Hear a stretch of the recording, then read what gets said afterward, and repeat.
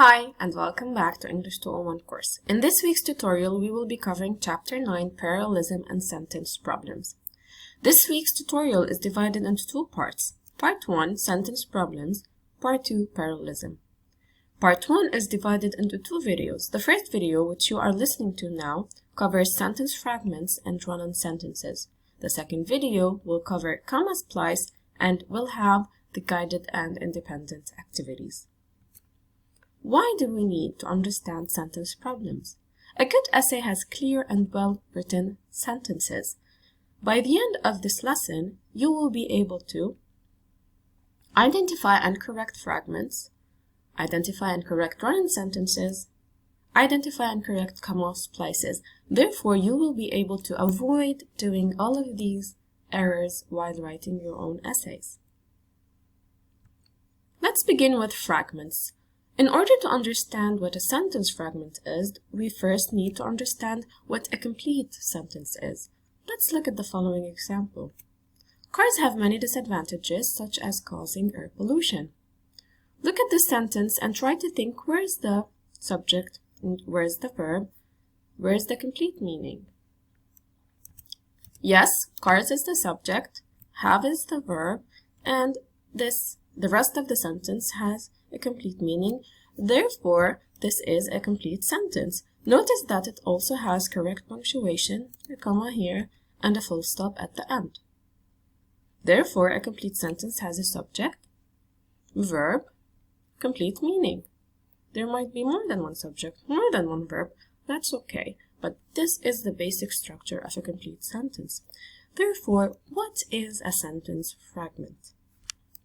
A sentence fragment is a sentence that has one of these elements that is missing.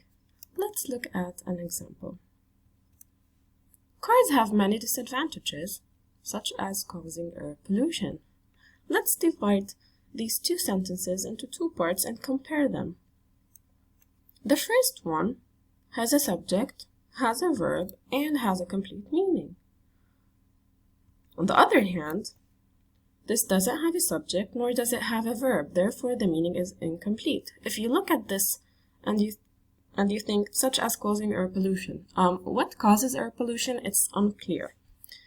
Therefore, when we look at this sentence, we notice that it's complete. Therefore, it is an independent clause. It is strong. It can stand on its own. It does not need any more words to complete it. However, this one is incomplete, therefore it is dependent. It needs support, it needs help, it needs to be added to another sentence in order to be complete.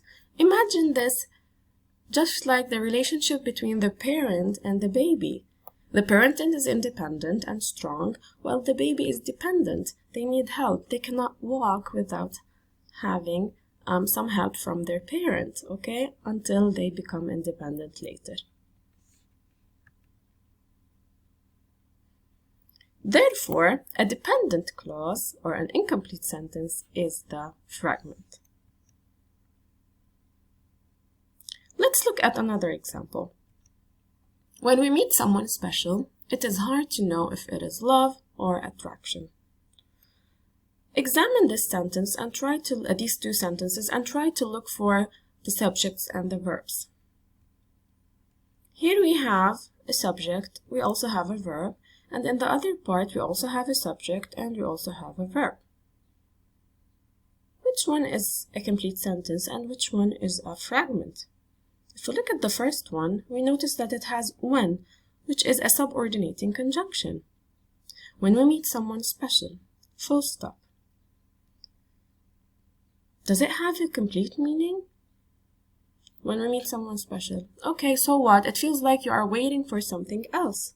So it's incomplete. It's a dependent clause. However, if we look at the other one, we notice that it is independent. It is hard to know if it is love or attraction. This is a complete sentence. Therefore, when we meet someone special is what? It is a fragment. Let's look at fragments with subordinating conjunctions like the example we had before. To fix a fragment with a subordinating conjunction, we have to attach it or join it to the nearby complete sentence. Example, after I had a long day at work, I drove to the bank. Here I have subject and the verb, a complete meaning. After I had a long day at work. Okay, so what? What happened? This is the fragment and this is the complete sentence. To correct it, after I had a long day at work, I put a comma, I drove to the bank. Now I joined both sentences and they became one sentence, one complete independent sentence. Another way to correct fragments with subordinating conjunctions is to put the subordinating conjunction in the middle and of course reorganize to keep the meaning the same. Example, I drove to the bank after I had a long day at work. Notice here that we do not use a comma before or after a subordinating conjunction. Subordinating conjunctions include words such as the following. You are familiar with most of them, and subordinating conjunctions can be used as transitions. You can take a screenshot to remember what subordinating conjunctions are. Let's correct the following sentence together. My parents left their late shift jobs early because they wanted to be with my younger siblings at bedtime. Where's the fragment here? This is the complete sentence, so this is the fragment. Because we have the cause, but we don't have the effect. Therefore, what we could do is erase the comma and then simply combine the sentences. Notice how B became small case. Another way is to just reorganize the sentences. Start with because, and then don't forget the comma in the middle, and change my parents to they. Another sentence. Robots are important in medicine. For example, can help doctors in hospitals. The first sentence is complete. However, if we look here, for example, can help doctors in hospitals. Who can help doctors in hospital? It is not clear. True that you understand it's robots because we have this sentence here. However, if we didn't have this sentence, this one is unclear and it's incomplete. It does not have a subject. Therefore, how shall we correct it? We simply add a subject to make it complete. They stands for robots. We have well-connected sentences. So note that whenever we use for example, we put a comma after it, and then we should start a new sentence with a new subject and a verb. Let's do a wrap-up. Fragments. What are fragments and how do we fix them? The best way to fix a fragment is to combine the parts, adding words also. What do you think of these 4 sentences? Are they complete? Oh no, they're not. Let's correct them together. 1. The best way to fix a fragment is to combine the parts. 2. You can also add some more words to make it complete. Now these 2 sentences are strong, independent, and complete. Now let's move to run-on sentences. Please read the following sentence along with me aloud. You are writing this sentence and it does not end. You keep on writing non-stop. The sentence becomes unclear and hard to understand for the reader. You don't like that, do you? I could barely take a breath while reading the sentence. This is a run-on sentence. It's a sentence that goes on and on without any punctuation at the right place. You feel like you want to press a pause button while reading a run-on sentence.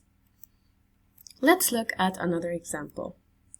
Amanda has a good job. She never worries about money. What do we do first? As usual, we look for the subject and for the verb. Here we have a subject and a verb and another subject and another verb. Therefore, we have 2 complete sentences. The first one, Amanda has a good job. The second one, she never worries about money. They are two sentences joined together with one full stop. But usually this is not how a sentence ends. We cannot put two sentences in one without any proper punctuation. Therefore, how do we pose a run-on sentence? We have several ways. Number one, you could add a full stop. Simple. However, when you add a full stop, you should be careful that you should capitalize the first letter of the second sentence. Two, you could add a semicolon.